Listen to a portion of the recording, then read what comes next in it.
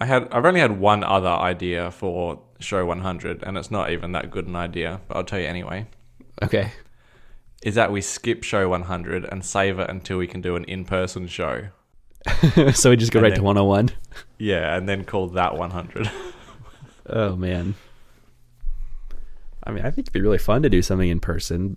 I just don't know when travel is going to be allowed. Well, we're going to be getting out of Australia pretty soon. Oh, really? Yeah, what's your incoming like? What's my what? Your incoming situation, like, can people come into the US? Oh, yeah, as far as I'm aware, our borders are all opened up now. Oh, okay. Yeah, well, there's nothing going to be stopping us then. All right. Well, you are always welcome. As a matter of fact, depending on when your travel plans are, I might be right when I have a new house. Well, I'll tell you, we are going to Germany in October, so who knows if I Okay. could wrangle a trip in the opposite direction to get home. Yeah, just take the long way home. Yeah, that's it. The scenic route. Incredibly scenic, the entire Atlantic and Pacific Oceans. Man, I can't imagine how long that flight would be. A long time. Okay. That's a long delay. That's like we'd be wrapping up, like we'd be around episode 125 or something by the time we could do episode 100. Oh well. Yeah. Anyway, Okay. mull over the idea for a week or two. Yeah. Well, And we've got let me know. time. It's next year now we have episode 100, so Yeah, it'll come around pretty quickly though. yeah. So what does that put us at? First show will be on the 7th then. That's all right. That looks like it'll be good. We Cool. can talk about all the Apple products we've received for Christmas. I'm not anticipating any Apple products for Christmas. No, me neither. But Actually, I should put AirTags on my wish list. Maybe someone will get me some AirTags. have you not gotten any yet? Yeah, I've got the one in the car. Yeah. Yeah. Okay. Just waiting for my car to be stolen now. Actually looking forward to it. Just leave it unlocked whenever you go to the mall or something. Yeah, I could try that. It's more likely they'll just go through it and take all the coins, though. Steal your AirTag. You can trace that. Oh, so... And... Yeah, they might know what that was, though. What you could do is you buy like a decoy purse or something, and you put an AirTag in that, and you just leave it at a park or something, and see if you can follow some dishonest people around. Would it be in my car or just on a park bench? No, just on a park bench or something. Ah. But they might be honest people looking for the owner. I would never know. You can make like a YouTube video out of it. Like, I'm doing an honesty test of people in Western Australia. Make it a social experiment. All right. I'm going to become the next Mr. Beast. Yeah, every time they deliver the purse, you got to give them $10,000. And a car. My car. Yeah, I only make one video. Well, speaking of holidays, I'm anxious to hear how Halloween went with you and your family. Oh, yeah, it went fine. Have we not had a show since then? Feels like we might have. No, we haven't. I think we had one right before Halloween. Ah, the day before. Yeah, that's right. Yeah. And this is your first time taking the kids out or doing any kind of trick-or-treating, right? Yeah, exactly. First time ever. I never did trick-or-treating when I was younger. And, like, in the last couple of years, I've, like, had some chocolate and lollies ready, but never been visited. I didn't actually realize, I don't know, is this an American thing as well, but if you don't decorate your house, people just don't really visit the house. Or is that an Australian thing? That sounds more of an Australian thing. In the U.S., that evening of Halloween, it's anyone who has their porch light on has candy to give you. Ah, okay. So if you had your porch light off, maybe that's why no one visited you. I don't know. I don't think I didn't know that was a thing, so maybe no one else knows that's a thing. And also the thing about that time of year in Perth, it's incredibly bright still. It's full daylight until quite late. So Oh, I don't right. think we certainly wouldn't have seen a porch light on, even if they were on. But anyway, what we did do was get the kids dressed up. One as a panda and one as a doctor, because those were the Okay. things that we had kicking around at home. Uh-huh. And then I'd already scoped out a couple of houses that were decorated, and we just walked down to those.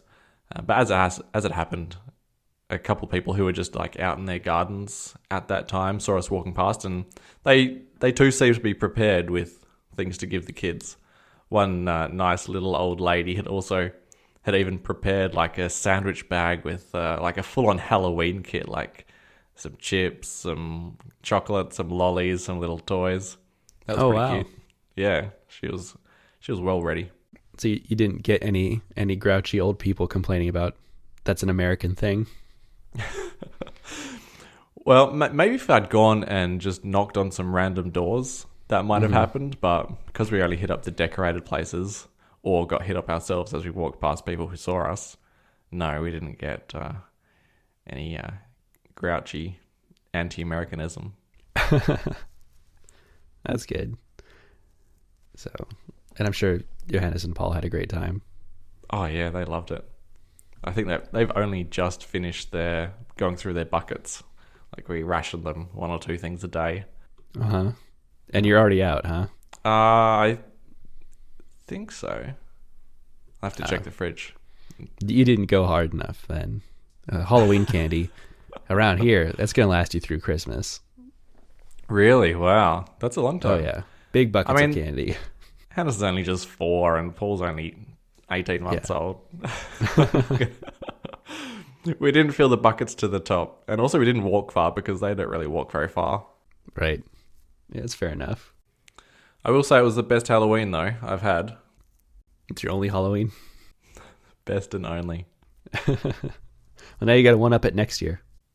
Yeah, well, they'll be even more into it, so it probably won't be too difficult. Yeah. What about yours?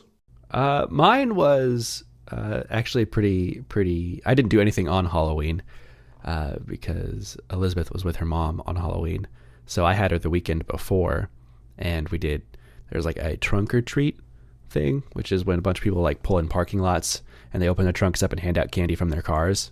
Oh, So we walked around and did that because that was going on the weekend before, and then she went to like a Halloween parade and stuff the day of. So she's got plenty of candy. good. What created trunk or treat? Is it a safety thing? It's been around as long as I can remember, but the popularity of it went up quite a bit in the last couple of years because, well, obviously not this year, but at least last year, like door-to-door trick-or-treating just wasn't allowed in our city, trying to curb the spread. And so trunk-or-treating was still a thing, but it wasn't in the traditional format of like walking between people's cars. It was like you stay in your car and you drive through a parking lot and there's going to be people handing candy through the window to the kids as you go through. What an experience for the kids. So, and maybe just as a result of that in the last couple of years, it's become more popular. And so lots of like the city will host a trunk or treat thing and then individual businesses will, and usually the schools have one. And so Halloween ends up being like a week-long thing, or even most of October in some cases, where you can like, there's like a day every week where you can go get candy from somewhere. Heavily promoted by Nestle. Probably. But yeah, it's gotten to the point where you get so much candy just for the surrounding month that the actual act of going out and trick-or-treating ends up being, there's been years that we just haven't done it in the past because you've already got buckets of candy from everything else, and why go out in the cold and dark? And so we just stay home and hand out candy a lot in the past. Yep. That's a bit of fun too. Yeah, we turn on some scary movies and make a night out of it at home instead. Yeah. We actually did have trick-or-treaters hit up our house as well, but the kids were fast asleep by then. Oh yeah? Yeah. And you were prepared? I was, yep. but there was a bit left over, so I also enjoyed that myself. Yeah, that's one of the perks of being the parent is you get to have like there's a tax on the kids' candy for taking them out. You get some of that. That's it. Actually, Skittles put out a Halloween pack where a couple of the Skittles in there tasted disgusting. Really? We had a lot of those left over, and I started eating them, but after a while, it was just too gross. I don't have that here in the U.S., but Jelly Belly does that. They like the jelly beans. Oh yeah, yeah. But they can get pretty bad. Like there's rotten, like spoiled milk, and vomit, and yeah, they're like very disgusting if you get a bad one. Yeah. The Skittles advertised the bad one as zombie brains. Oh, okay. The actual flavor's indescribable, but it was bad. That you can thank, I think, Harry Potter for that trend. Those Bertie Bott's every flavor beans in those books inspired all of these gross candy offshoots that happened in the last 20 years. Yeah, could be. So I noticed on your Instagram that you've already put up a Christmas tree, and this was probably a week ago, so we're talking very early November. Mm-hmm. Now, There's a strict law that I know of where you cannot put up a Christmas tree until the 1st of December unless you are a retail shop, in which case you can put it up anytime from Christmas in July. Or just leave it up from Christmas in July, if you like. I mean, I generally agree with that sentiment, and if it was up to me entirely, I wouldn't have decorated at all. Because all of my Christmas decorations are things that my parents have had packed up to give me. It's sitting in their basement for the last couple of years. And I've been not wanting to haul those over to my house just to have to move them with me in a few months. But Elizabeth talked me into it. And since I only have her, half the time, in order to balance out what would normally be 1 month of Christmas decorations, it's got to be 2 months since she's only here half the time, right? That adds up. Yeah, the math checks out. I think you can fly that one past. What really started it was I found a really cool smart home switch, and I think I posted a video of Elizabeth using it in that Instagram. But it's just a wireless big, like candy cane striped Christmas switch, and when you flip it on, it plays a little jingle and lights flash, and then it turns on a smart outlet, and so all of the Christmas lights in my house are connected to that outlet. So it's like a big lighting ceremony. She gets to turn on and off the lights with a musical Christmas switch. Oh, very cool. Yeah, and I picked that up maybe even at the end of October. I saw it online. I thought it was super cool, so I bought it. And as soon as it got delivered, I showed it to her, and then that was it. We had to set everything up right then. That was it. Yep. Well, fair enough. You can't show a kid that and then not expect them to want to set it up. I mean, I was hoping she'd say that because I kind of wanted to play with it too. So, truth comes out at the end. So, yeah, it's pretty cool. And it's a lot of work to get all the whole Christmas tree set up and hang the decorations. So if I'm going to do it and then have to take it down again, I'm going to want to spread those two activities out as much as possible. So I don't mind it being up a little longer. So 1st of Feb, say you'll be taking it down? No, this will be like the first weekend in January. As soon as the New Year's over, it's going to be gone. Okay. Start decorating for Easter then, I guess, at that point. Start packing everything into boxes because that'll be about when I'm going to be looking to move. Okay. So you say you some follow up on your Apple Watch? Did you get it back? That's right. Yes, because last time it was on its way to Apple. Mm-hmm. I'd already been into Apple. They said they'd replace it for free, but that was as far as I'd got. Now, the watch itself took a long time to get to Apple, and then even longer to get back to me. But I did, in fact, get a replacement. In fact, it took so long that after I received the confirmation that they were shipping it back to me and the tracking number, I had ordered and received something from Japan before the watch got to me. That's how Really? long. The international post was quicker than Apple's post. Well, they had to I dig up thought- an old stainless steel Apple Watch from their basement or something. If I didn't have a tracking number that said it had already been posted, then I would have expected, they were trying to track down the watch itself to get it to me. Well, they could have printed off that shipping label ahead of time and sent you the number while they were still digging around for that. Yeah. Huh. All right, but it worked out, and they just sent you another Series 3. Yeah. A little bit of a bummer that I didn't get an upgrade, but the email itself didn't say what it was going to be. I think it just said a replacement device. And then they sent me a box with no markings on it except the serial number. So before I even opened the box, I did a check on the serial number. And that confirmed it was just the Series 3 cellular Australian version. Stainless steel, of course. You looked up the serial number. That would take so much longer than just opening the box. Why would you go that route? Well, I mean, if it was going to be some other model, then I was contemplating selling it to just use the funds to get a different watch. And so if it was unopened, I could have sold it for a lot more than if it had been opened. I see. That was my thinking. I'm not sure if that logic checks out in the end, though, because...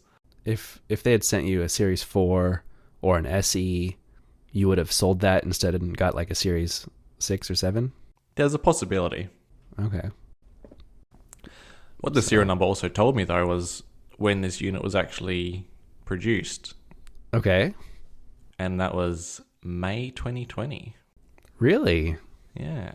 So they were producing them at least until then. Although there is a specific code on the output from this website. It's like a weird website in Dutch that you have to use to find this information. And it is called a refurbished model. So I guess that means it didn't come off the original production line, or there's some components in it that were just from turned in Apple Watches. Or Well, yeah, the rule of thumb with any refurbished device from Apple, how they do it is they replace the battery, so you're guaranteed a new battery, and anything that can be touched by a person is also replaced. So the case and screen and everything else is new. It's all you've got is basically, the old SoC or whatever with a new battery and case. Okay. Sounds. But I imagine that is probably that May 2020 date is when it was refurbished then, and not when it was initially manufactured. Yeah. Okay. My only concern really was like how old is the battery, because the battery issues plaguing this model could mean I don't get much life out of it. And it did turn up with a completely flat battery, so it had probably had a battery put in it in May 2020 and then just sat in a box somewhere until last week. Man, you're really getting your money's worth out of that watch. It's lasting you forever. It's got some legs, doesn't it? Uh-huh. And as it happened, my the mobile carrier that I'd been using at my previous place does not work too well on at my new place. So since I was getting the new watch and I had to change carrier, I thought I'm going to switch to one that supports the Apple Watch LTE. So I've got the Apple Watch on the LTE again now, which is really nice. It's only been 2 days, I think, since that was all activated, but quite enjoying it. So you going out of the house without your phone again? That's it. Nice.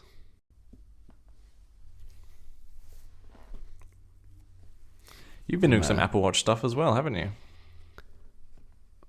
A little bit. I still play around with my Apple Watch app from time to time. I've had a weird issue on it for probably a year now, where my app worked just fine in the simulator, and it's just a little pitch pipe app, so its only function is to play sounds, and it always worked just fine in the simulator. It never worked on my watch, but whenever I had anyone else test it out and download the app and use it, it worked for them. So I had just given up and thought that there's something wrong with my watch or some weird bug or glitch, because I can't. It works fine in the simulator. It works fine for everyone else who's ever downloaded it. Until like a month ago, maybe not quite a month, but I got a review on the App Store that said the same thing. It said no matter what they do, they can't make it make a sound. And so at that point, I finally thought, okay, there actually is some problem here, and I've got to figure out what weird edge case is causing it to just not work for some people. And what I found out was watchOS and iOS and just all Apple platforms don't allow the program itself to define its volume, which I was under the assumption it did, because there's a way to set volume, and I just set 100 and then play the sound. But programmatically, the volume that you're setting is relative to the system volume. So when I say set it to 100%, if their system volume is at 0, it's 100% of 0. All right. So the only way to actually be able to adjust volume, you can't do it programmatically. What I had to do is add an actual volume control that I can present to the user from inside the app so they can manually adjust it. So once I figured that out and got that added, I got that update pushed out to the App Store, and then I was just in watchOS again and having fun playing with SwiftUI. And so I added another little feature to the app that I had thought about in the past might be useful, where you can have a set list. So instead of having to memorize the key of every song and play the correct pitch for it, you can just add a set list and tap the name of the next song you want to sing, and it'll play the appropriate pitch for that song. Nice. Okay. Yeah. So that's about all I've done. I get a little itch sometimes to do app development, and so I play with my watch app, and then it's going to sit for another year until the new watches come out, and I've got to adjust the screen scaling again. Do you want some motivation to go straight back to it? Because I've got a couple of bug reports. Do you really? Okay, let's hear. Is it Series 3 related? Maybe. Actually, one of them's definitely not. One of them maybe is. Okay. Firstly, that volume thing. Mm-hmm. I can scroll the crown and I can see the volume. What do you call it? Icon. Like the bar kind of fills up, but then when I stop turning the crown, it kind of jumps back to a lower volume. Really? Okay. So I can't. I can eventually turn it up, but it takes a lot of tries. Huh. Oh, I do see that. It is sometimes resistant to the scrolling. Yeah. Doesn't want to be turned up. That's tricky because it's not like something I implemented. I literally just said show volume slider. It's not my code there. Yeah, so I'll have to see what's going on there. Maybe there's something I can finagle. And the only other thing, which is pretty minor, but you can save something to the set list without a name, and then it's just an empty space on the screen when you're looking at the list. Oh. Okay. Good feedback. Thanks, James. You're my one beta tester. I didn't even know you played with my app. Well, I saw you posted about it. I saw you got some other feedback as well from somebody. Yeah. Specifically asking about to hold the button to play the pitch and then stop when you release, which is a good idea. It's just tricky to implement because the original reason I made the app a few years ago was that I wanted actual pitch pipe sounds instead of, because like there's other pitch apps on the App Store, but they're just like play a MIDI tone and it's just flat and not very expressive or natural for tuning against. Like a pitch pipe itself is like a reed instrument, and usually the person blowing the pitch uses a little bit of like there's a crescendo and a decrescendo, and I don't know, it's a little more natural to tune against. And so I was like, I want that actual tuning experience of a real pitch pipe in the app. And so what it's playing is recordings of a real pitch pipe. So to have something that can play indefinitely when you hold down on it, I'll have to figure out how that works. Maybe I can loop audio in some way, but past the point where it's crescendoed and before starting to decrescendo. And so I don't know, it would be tricky. And I might have to add maybe other sound types, so there is just like a MIDI tone that you can use that would let you play indefinitely. My thought on that is, what if you just recorded like a 20-second blow on the pitch pipe? Because surely no one's going to want to play it for more than 20 seconds. Even that's probably too much, maybe even half that. And then so you would hold it, you'd hear the crescendo, you'd listen to your 8 seconds worth. And say if you had maybe a 15 seconds file, you could code it so that when you release it, you jump to the last second of the track to get the decrescendo. Yeah. I'd have to get a nicer pitch pipe. Oh, really? Can you not blow them for that long? You can. It's just the recordings that I'm using aren't mine. Oh. There's a cheap generic pitch pipe, which my app is styled after. That's like just a black or white round disc with pitches on it. But there's actually a really nice pitch pipe that people who are serious about singing use. It's called a tombo, and that is the actual tuning pipe that is recorded from my app. And so if I needed different recordings than just the ones that I found online, I'd have to buy and record that. But I should own one anyway. So maybe I'll do that. There you go. That's your Christmas present from me. Just the idea, though, not the actual product. Okay, yeah, it's like $100 pitch pipe or something, so. Whew. Yeah. Good morning. Good morning. It seems like a lot of people are having problems with the AirPods 3 fit. The fit of the AirPods 3. Yeah, you're not alone. I'm not alone. Actually, one of the people in the thread on the subreddit even said it's the right one that always falls out of his ear or her ear. So right ears, that's the problem. But it seems like, yeah, this new design is just not jiving with people.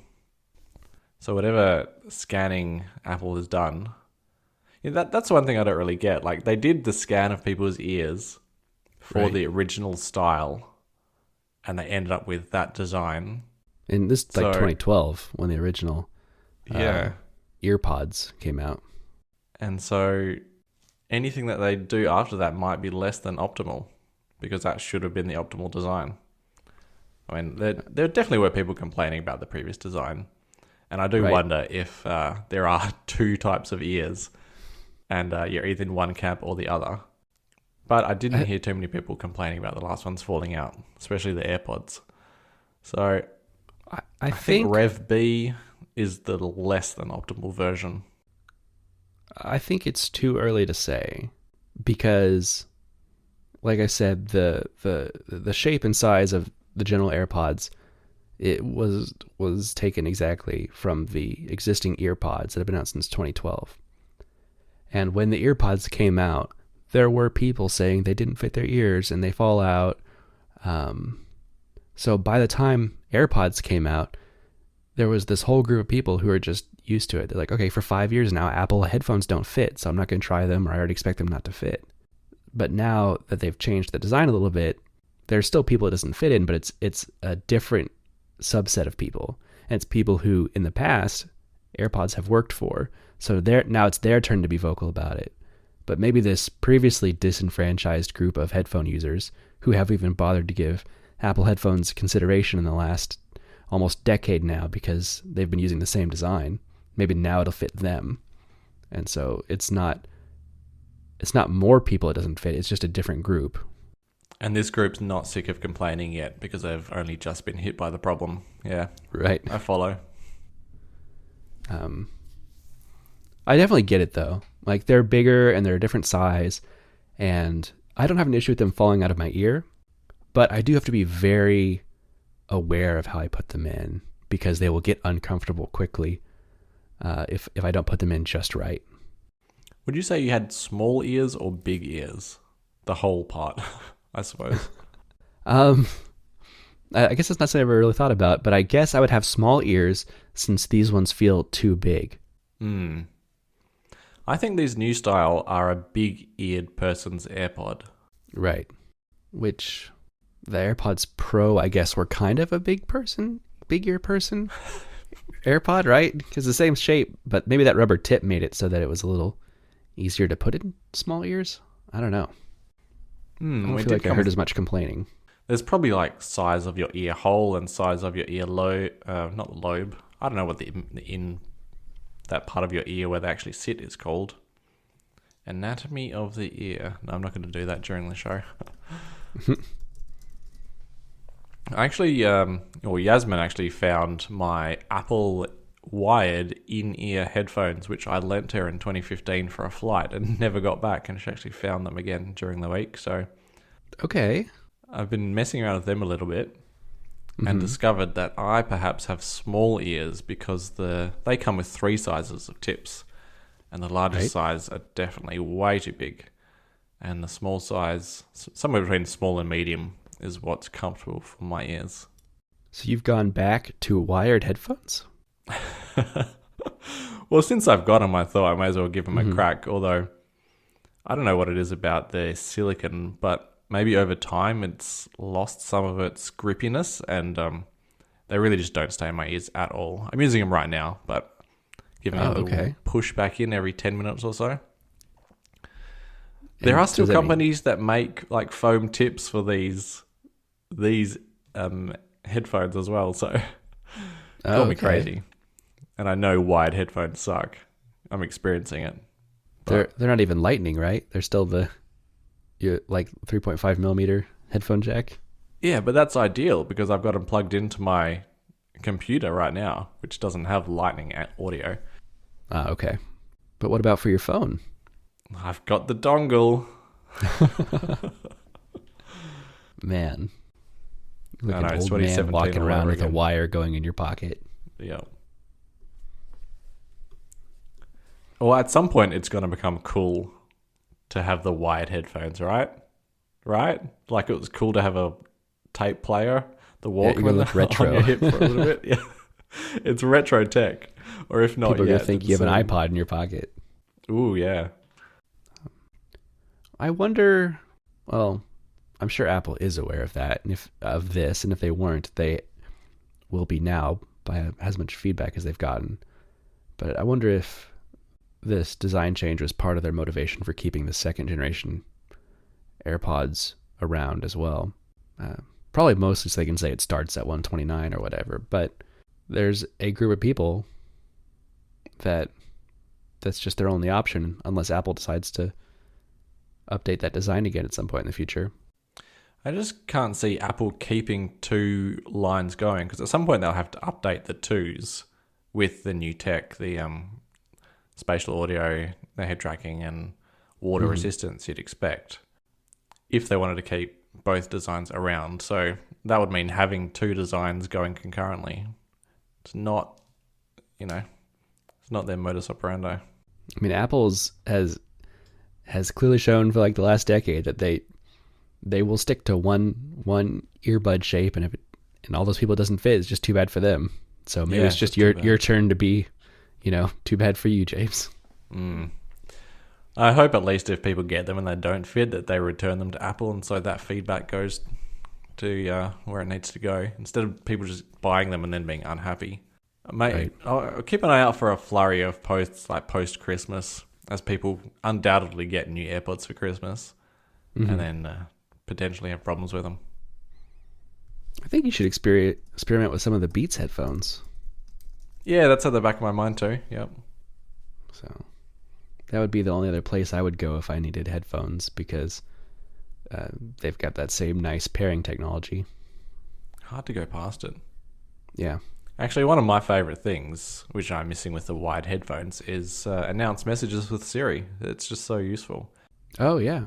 That seems like there should be no reason they can't do it over wired headphones. Right?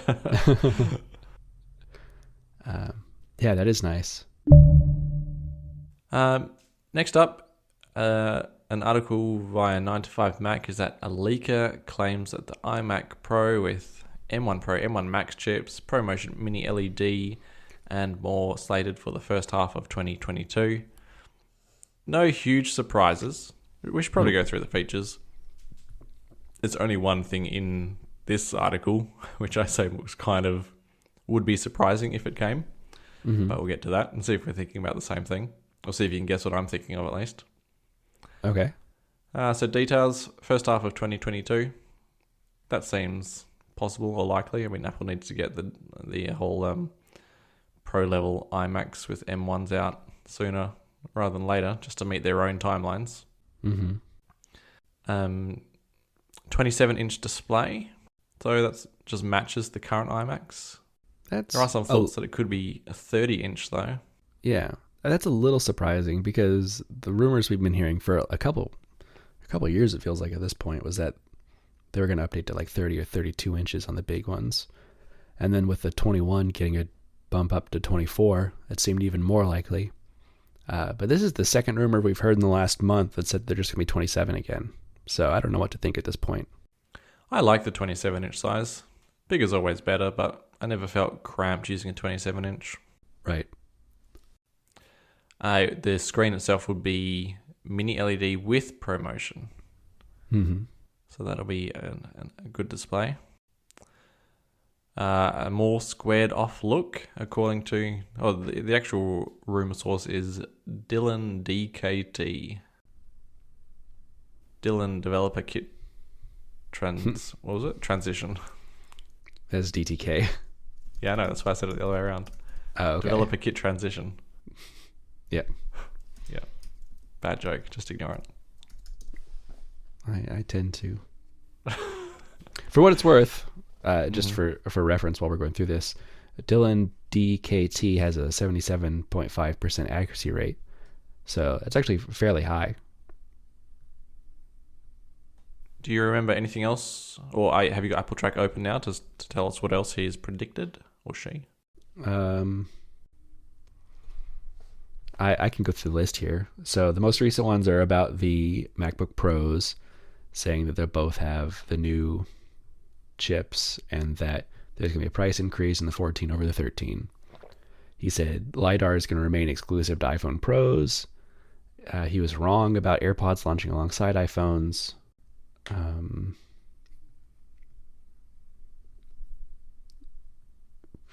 He said he correctly predicted that A15 performance bump would be relatively minor and comparable to M1 still, so it's the A14 chipset.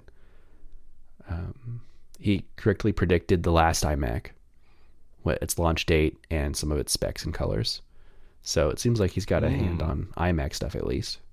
Even the colors, because that wasn't really a given, was it? No. Yeah. That was certainly could have gone the other way for him. So it seems like he might have some kind of prediction there. Up until that point, everything he'd said was kind of obvious. Yeah. He seems fairly new, but he's got a solid track record. Okay. Back to the design. The bezel around the screen will be black, which just sounds so professional, doesn't it? Mm-hmm. You immediately would tell, apart from the size of it, next to the 24-inch models, that this was definitely the Pro display, the Pro iMac. The worst thing about this design and screen rumor is that this specifically says it's going to share design with the new iMac and the Pro Display XDR, which doesn't help at all, saying it's going to be similar to those two, because the real question I have is it going to be like the iMac and have a chin, or is it going to be like the Pro Display XDR and not have a chin? That's what I want to know. So saying it's to be similar to both of them is not helpful information. Well, they're sticking to the chin in the 24-inch. Points towards them sticking to a chin in the 27-inch as well. I think it's possible. So I'm trying to decide if or what these redesigned MacBook Pros mean, because the MacBook Pros, the MacBook Pros that we just got is our first real look at the design language Apple's going to use for their Pro machines with Apple Silicon. Everything else we've seen so far has been their consumer stuff. So I'm trying to decide in my mind if they're going to have a completely separate design language between those two, like Pro and consumer categories, or if we should expect them to be pretty similar. So are you thinking along the lines of this 27-inch iMac might well be a thicker computer and therefore not even need the chin, because the computer will just be behind the screen because there was so much space and cooling and exhaust vents even? Yeah. I think that could be a real possibility. If they're really going to say our Pro machine's going to be bigger and professional, then unless they want to keep the chin around just for recognizability, I think that there wouldn't necessarily be a reason they had to. That is a point, because besides that look that it's an iMac from the chin, what have you got? You've got the design of the foot, and then you've got they ditched the chin, a notch, and they add the notch. Yep, and that's how you still know it's an Apple computer. I would not put that past them, honestly. Just while we're talking about the notch, the Dylan DKT also said that Face ID was tested, but not going ahead. Did he say not going ahead? I thought I read that he wasn't sure whether or not. Oh, you're right. Sorry. Face ID was tested, although not confirmed. Yeah. And then it also said not implemented on the MacBook Pro because Touch ID was a better experience. I mean, that's the whatever marketing they're going to say until the moment they add Face ID. But if we are going to go under the assumption that this can be a thicker computer, then there really should be absolutely no reason they can't fit whatever Face ID sensors they need in there. Mm-hmm. So, assuming it works and there's not some weird like angle or distance issue that's too hard to overcome right now, then I feel like it could be a strong possibility. Well, they've already got the Touch ID keyboards available, so if you're looking at effort needed to put in, they have to put no effort into getting Touch ID on these computers. Right. Maybe they'll just give up on Face ID on computers and we'll never see it. Yeah, maybe. The base model config will be 16 gig of RAM and half a terabyte of SSD storage. Yeah, that makes sense. Just matching the new MacBook Pros. Mm-hmm. Ports wise, USB-C ports, of course. Mm-hmm. Ethernet on the power brick, standard, not optional. You'd totally expect that, being a pro-level computer. Right. SD card slot, alleluia. Mm-hmm. And an HDMI port. Yeah, that seems very strange. That's the strange one, isn't it? Yeah. I understand HDMI on the MacBook Pros as portable computers that you might be in a situation where you need to plug into someone else's display or projector, and so having that is useful. But on a desk setup, it seems like Apple would almost just want to push you to use the superior Thunderbolt display connector and not a lowly HDMI cable to connect to a poor quality monitor to pair with an iMac. An iMac on a desk is like a permanent fixture, and there's no reason you wouldn't expect someone just to go and buy the right cable. You don't get a surprise when you sit down at your desk about needing an HDMI port. And at this point, HDMI has been gone for so long, people with like Apple desk setups have long moved past HDMI monitors, right? I can't even tell you the last time I used HDMI, because even in like 2012 and on, it was all DisplayPort monitors. So HDMI seems very strange. The only time I find myself needing HDMI is when I'm traveling and I need to plug into like a TV to watch a movie at night. That's it. Right. Yeah. So I'm not sold on that HDMI port. That seems very unnecessary. Although if this really is just like they just take the new MacBook Pros and they're just like, let's take this and put it in a nice display, and they want to do that with as little work as possible.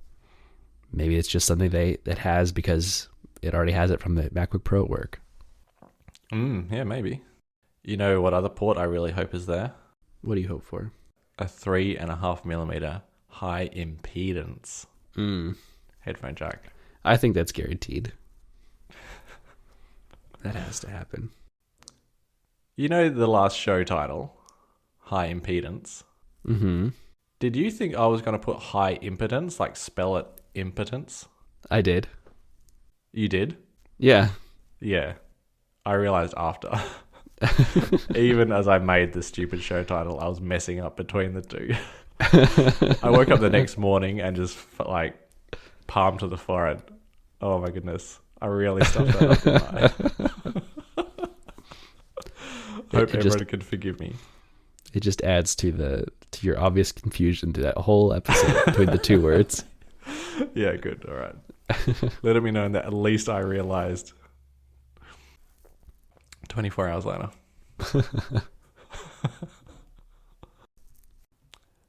I think we've covered off all the rumors from Dylan DKT. Mm-hmm. So it's ambiguous in this post. I've got a strong opinion about which one of these is going to be, but I'm curious what you think. Do you think this is going to be just the 27-inch iMac, or do you think this is going to be iMac Pro? Well, we know that I'm terrible at predicting things because you always beat me. But they had an iMac Pro, and this is the Pro iMac. Right. And it's going to have an M1 Pro or Max. So I think they have to call it the iMac Pro. I agree. I think the days of like two sizes of iMac are probably done for at least a little while. And we're just going to have iMac and iMac Pro, and screen size will be one of the differentiating factors between those two. And maybe that is why they made the base iMac bigger, to kind of be a middle ground between the two sizes that used to exist.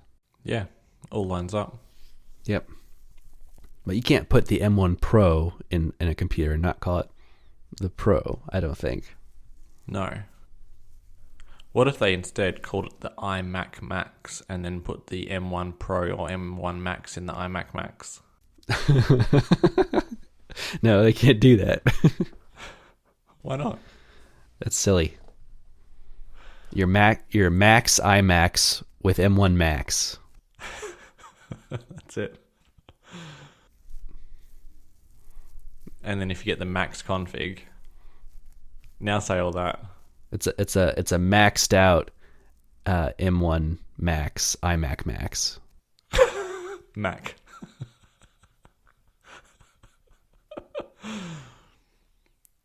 Just gets better and better. We'll probably find out in the first half of 2022. It'll be my new podcasting computer. Oof, really? Nice. No, definitely not. If I was, first of all, my 2015 iMac is still plenty for just doing some audio recording. I can't imagine it being replaced anytime soon. But if it was, I would definitely opt for one of the colorful, smaller ones. For that nostalgic feel? I really, really like those iMacs, and I desperately want a reason to buy one, but I just... It's literally identical in specs to my MacBook Pro, so I have no reason to.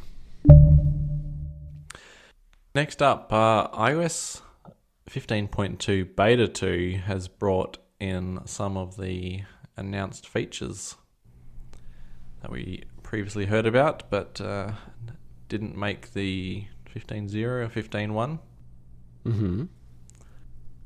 First of those being Legacy Contact. So now you can go into iCloud and security and assign someone to take over all your data once you die. Yeah. I think this is a good thing to have. I'm actually surprised it took this long to get something set up. I guess there was an overlap where in the beginning of iPhones, it wasn't an issue because Apple could unlock your account for family members. And then at some point in the last few years, they've locked it down to an encryption level where like they don't even have the keys. So they don't have that ability anymore. And so this is their way of kind of adding that back now. So for someone to get your data, you have to assign them as a legacy contact and then give them, looks like a 64 character key. Could actually be more than that. Know about that. And then they have to take the key and your death certificate to Apple to then get a copy of that data.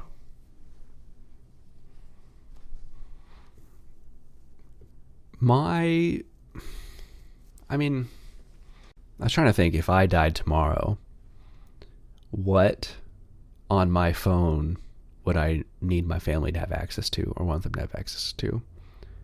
And there isn't much. Like my family photos, but I already share all of them through shared photo albums. So my family already has access to all the good photos that I think are worth sharing. And then I also do full backups of my photo libraries onto my server computer that they could easily get into if they needed to. So I don't actually know that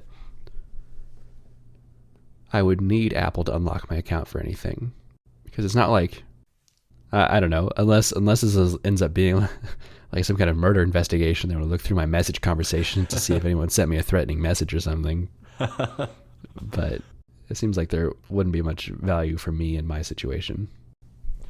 What about like the actual legacy aspect of it? Like, I don't think I've got this, but people have letters that their grandparents or great-grandparents received or sent. Now, that doesn't really exist anymore because no one handwrites anything. But your message history could be quite embarrassing, but could also be interesting to future generations. We don't preserve Grandpa's old letters anymore. We save his browser history. Gosh, no. Anything but the browser history.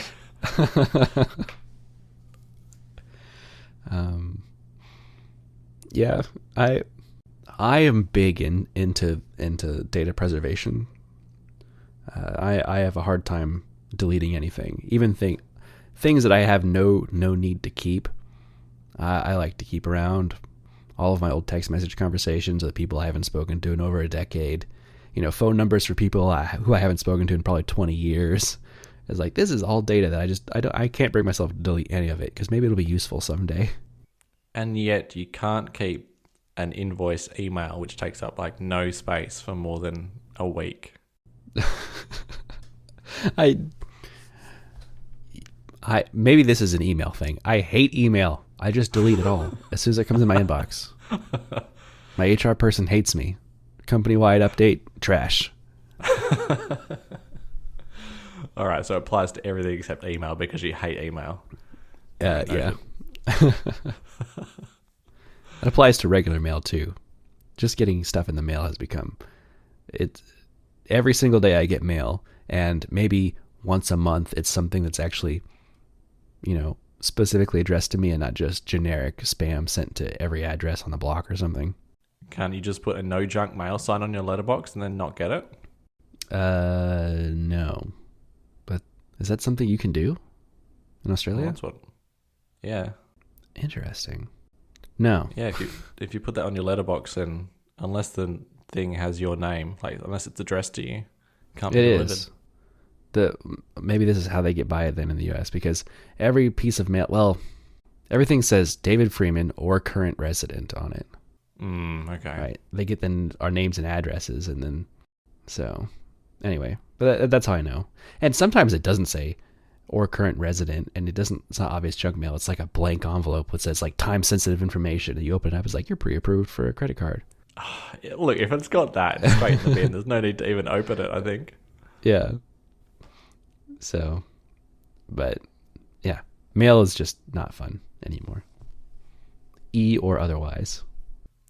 Also in 15.2 beta 2, hide my email is now in the mail app. So if you tap on that from CC line to expand it and then tap on the from address, you've got an option to hide my email address.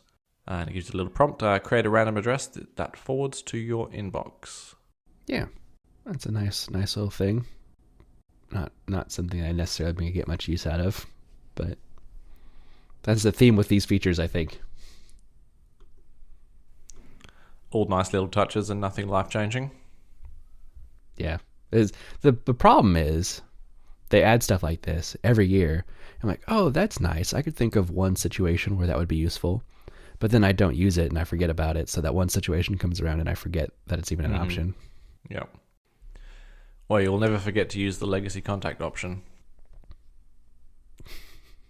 What? Because I'm not going to use it, or because you'll be dead? I'll make you my legacy contact, James. I'll be honored. I'm going to put that burden on you. You've got to fly across the country to get my death certificate to deliver it to Apple. Surely e-death certificates will be a thing by the time you pass. That's optimistic. You can now scan for AirTags around you in the Find My app.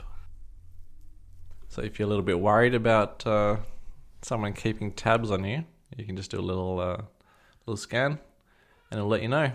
I think this is a good solution to the concerns people had when AirTags first came out, with some people saying that it took too long for that notification to come up that a random AirTag is following you. Some people said too long, some people thought too short. Right. Now it's just trigger it whenever you want. And I'm sure there's still also a threshold that it will notify you automatically as well, but... Must be, yeah. Yeah. Yeah. Good change. So you can't really use it to like steal people's AirTags, because the AirTag has to be away from the owner at the time to appear in the tracky thing. Yep, that makes sense. Yeah. That was my first thought. Oh, you could just do a quick scan and like start stealing AirTags. My AirTags, depending on where I'm going and what I'm doing, might all be in my car at the same time. So if someone scanned and found it, because I've got one on my keys, one in my car, like one in my bag, and where's my third one? Just in your pocket in case you lose yourself. Oh, in two different bags. Well, it's either on my bag or it's on Elizabeth if we're going somewhere with a lot of people. Mm-hmm. So if I'm traveling somewhere and I've got like a bag full of clothes and Elizabeth in the back seat, I've got 4 AirTags just in the car. I forgot about the idea of putting one on the kids. Kind of like the idea. It works good. I actually have seen more people doing it. I've done it in a sneaky-ish way when I do it. I've got the little Belkin little loop for attaching it to bags, and so I attach it to her belt loop, and then I slide it down in her pocket. So it's not obvious she has an AirTag on her. But I have seen kids running around with like wristbands with an AirTag on it, like a little watch almost was what it looks like. Okay. I'd want to make it less obvious, I thought. I think so too, because then it might be too easy to notice and take off if someone was trying to like snatch the kids and run away. Yeah. We had a case here a couple of weeks ago where a family was sleeping in a big multi-room tent, and someone just came in during the night and snatched the daughter and sleeping bag out of the tent and took her away. I saw about that. And it was Chloe, right? Cleo. Yeah. And they found her like a week later or something?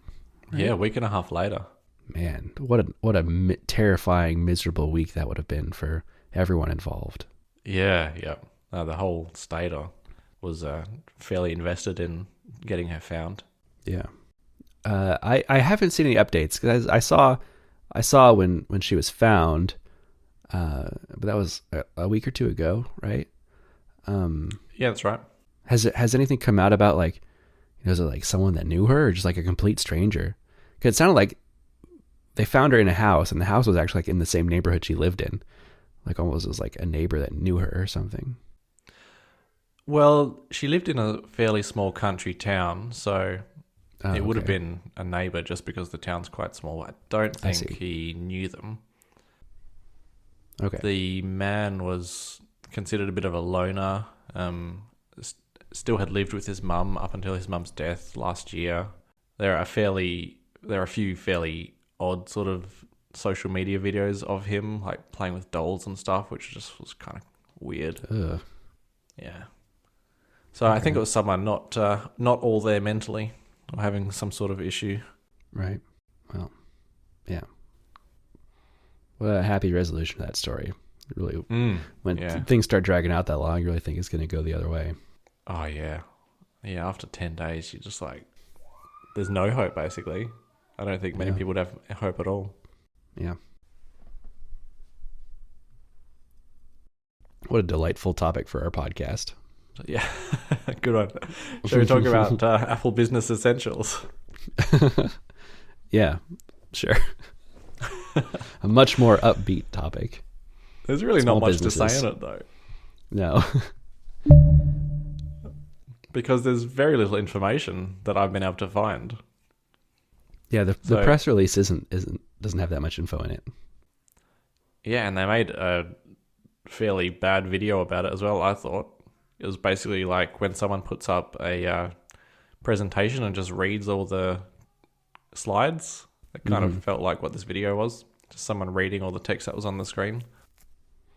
Yeah. So it's a business tools platform for small businesses, which is defined as less than 500 employees. There's some kind of subscription. I didn't see a dollar amount associated with that. I don't know if that was specified. Oh, no, I don't know if that was specified anywhere. Probably on a case-by-case basis for businesses. But it helps with things like deployment, where you can set up new devices quickly with like applications to install, and syncs passwords and VPN information and stuff to like all your company devices. And let's do other just general device management stuff, which I think is useful. I actually thought Apple already had something like this. They had like a business page where you could keep track of all your devices and put serial numbers and stuff in there, but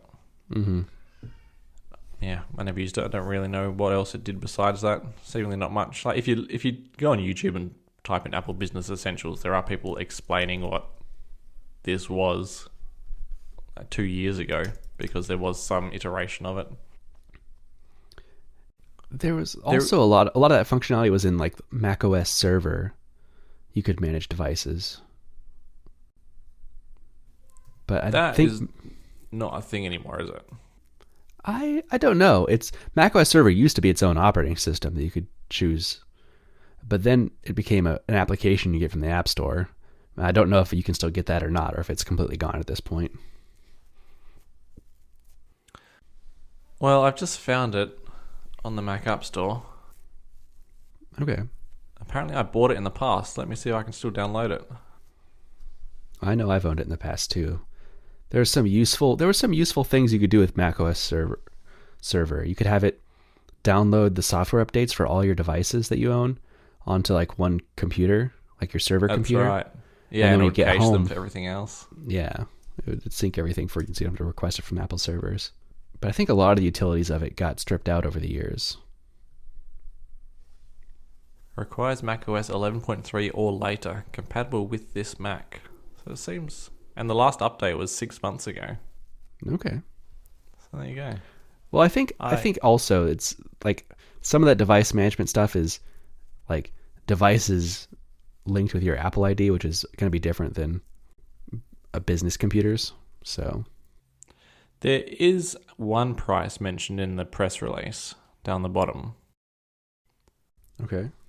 It does say a set of 3 simple plans enable businesses to cover every employee and device in the organization. Plans can be customized to support each user with up to 3 devices and up to 2 TB of secure storage in iCloud, starting at $2.99 per month.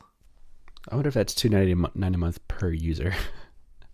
I can't even make sense of that sentence. A set of 3 simple plans enable businesses to cover every employee and device in the organization.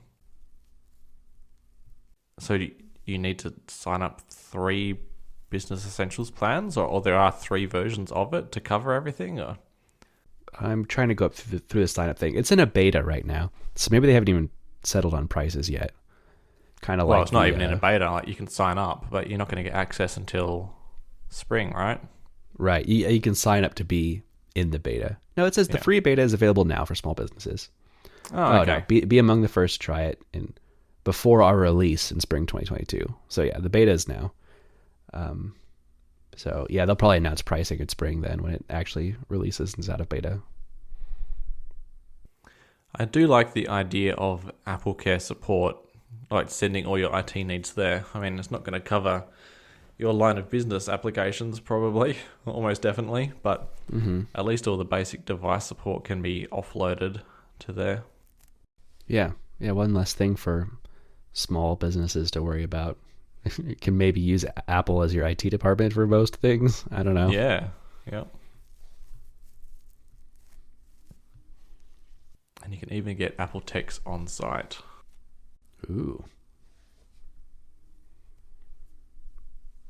Yeah, kind of outside the scope of things I'm knowledgeable about or would ever need to experience, but I guess another good thing they have.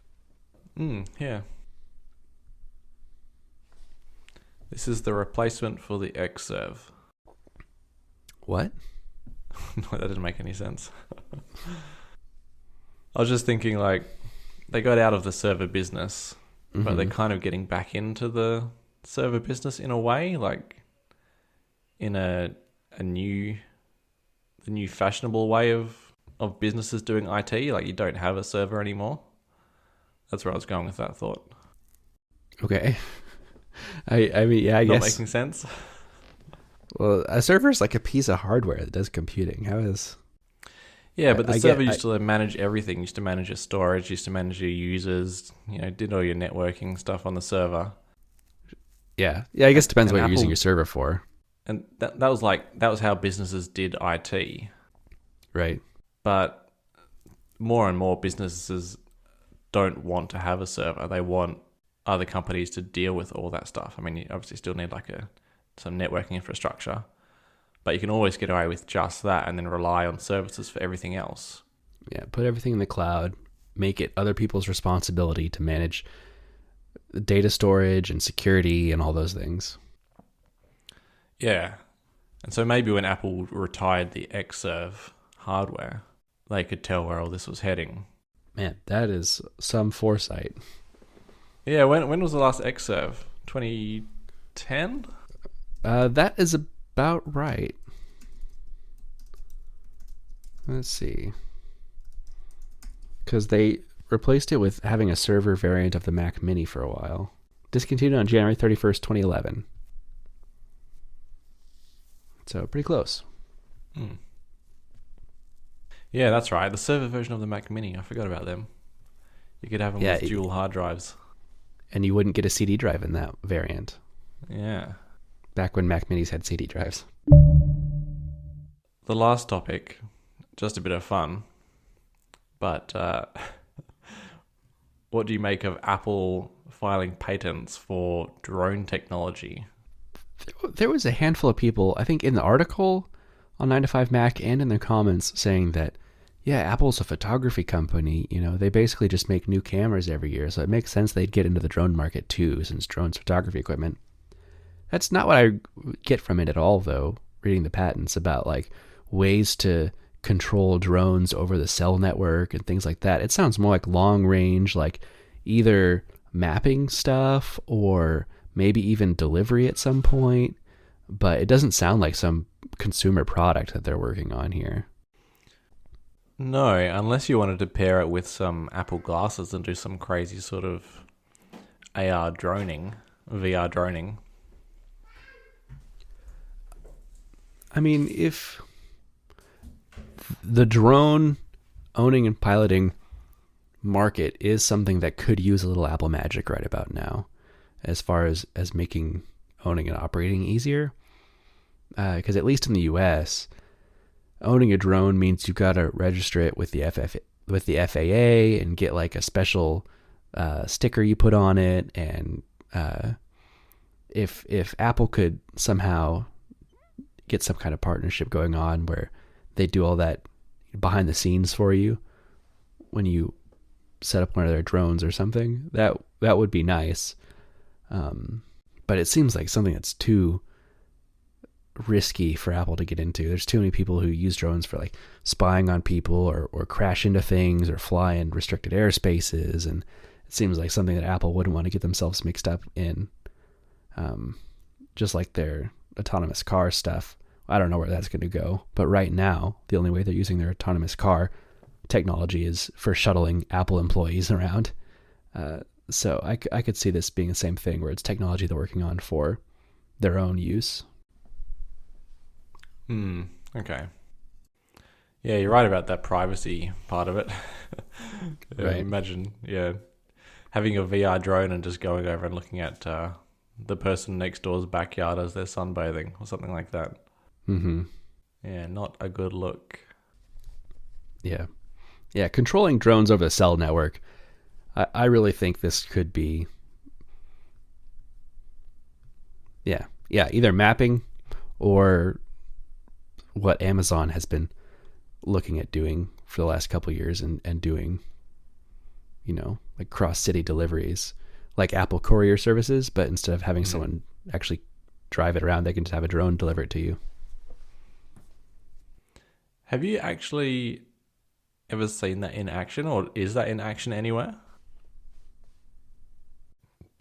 I have not ever done it myself. I had a friend who did it who lived in a bigger city, but I live like just outside of the limit of qualifying for the Apple Courier. But I do know The people Apple who've used Courier? it. Yeah, like if you live, I think it's just within a certain distance of an actual Apple store itself. When you're buying something online, you can choose same day delivery, and they will hire a courier to drive it to you. Okay. So you're out of drone radius as well? I don't know. Maybe this will extend their radius. What about Amazon drone radius? Oh, yeah, that is something they've only been testing in California. And I actually think I read earlier this year that they're scaling that back.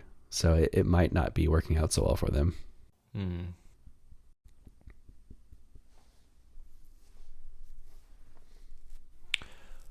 Well, I don't have any other ideas about what this could be for. No, I don't have any ideas either. Okay. I'm James BDM on Reddit and Twitter. And I'm Jellywoot on Reddit and Twitter. And you can find the show notes at reddit.com/r/the-Apple show. Ba-doom.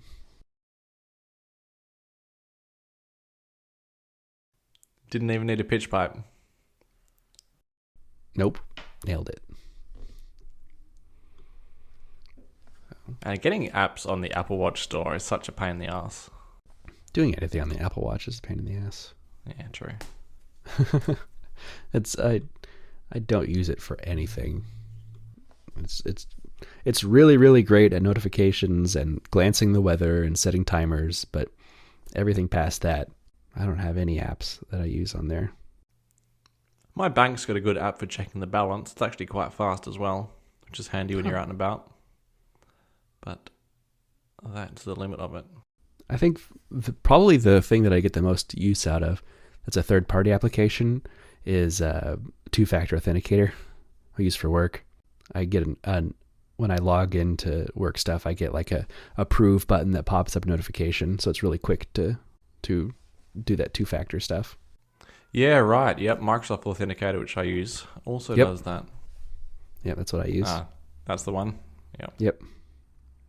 I've actually got two. I've got Microsoft Authenticator, and then for some of our servers, I've got to use something called Duo, which I am not super familiar with. It's just something I had to install the other day.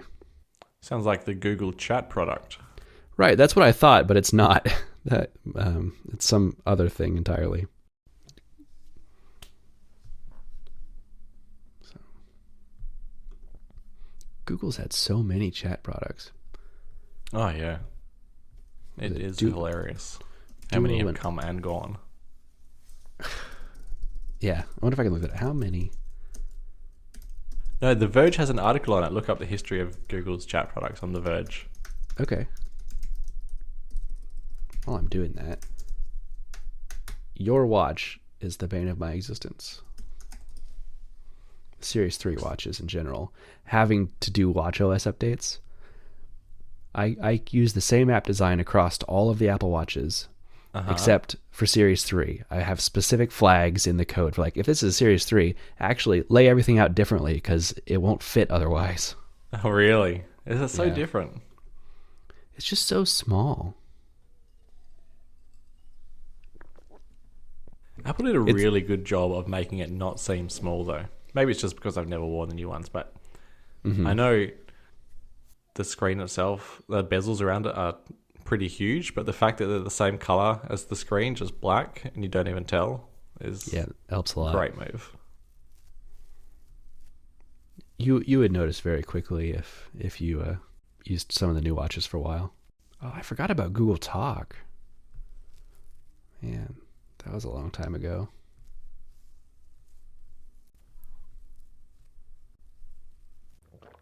Google Voice. I remember Google Voice. I had a Google Voice number for a while. GChat, the original. Mm-hmm. Google Circles. I wonder if that's counted. Oh, yeah. I bet so. Google Wave. Wow. I forgot how many there were. That's what I was thinking of when I was thinking of circles, actually. Oh, yeah, Google Circles was that chat feature in Google Plus. That's right. Yeah. Google Buzz. I remember seeing that, but I never used it.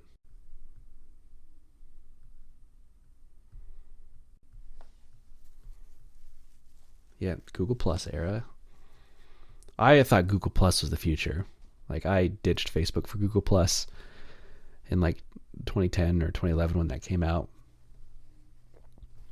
I made sure I was on there just in case it was the future. Yeah. Did not end up happening. No.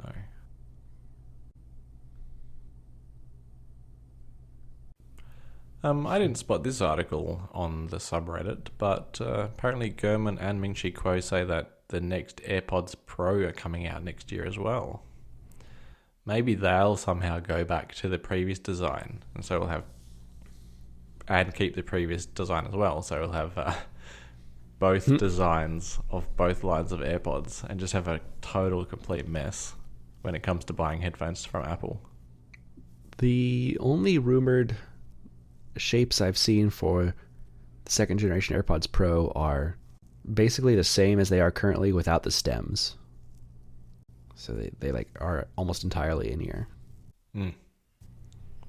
Which I don't know how that works. That seems like, I don't know. I'll have to see him to believe him. We'll have to go back to the tapping gesture then. Right. Yeah. There'd be nothing to pinch. Maybe you pinch your earlobe and it detects that somehow. Or maybe swipes. I don't know. I miss the tapping gesture a lot. It's still annoying every time I've got to try to squeeze the stem to do anything. What I need to do is get used to saying Yo Siri to do stuff. It's crazy what Google's history is of just like, I don't understand why they replace products so often, like their chat apps. They get a new one out every couple years. It's like, if you really want to update your chat app, why don't you just call it the same thing and put the updates in the existing one instead of rebranding every couple years? Maybe they're aiming for an instant hit. If they don't get it, then it doesn't immediately take off. They got to abandon it, yeah. Yeah, burn and abandon. I haven't actually looked at the killedbygoogle.com in a long time. AngularJS, I not sad about that. That was a nightmare to work with. I had to make a mobile application. I was in charge of a mobile application at work for a while. That was AngularJS with like the wrapper for running on mobile was Cordova, and it was very gross to be writing web code for mobile. Okay.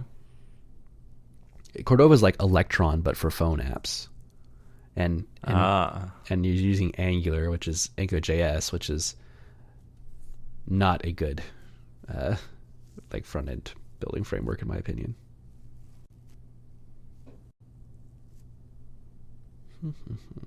There's a lot of stuff in Killed by Google that I've never even heard of. Yeah. YouTube VR. Oh, YouTube VR is dead? That's too bad. And Google Cardboard as well. Oh, interesting. Probably died at the same time. Probably. Google Play Music.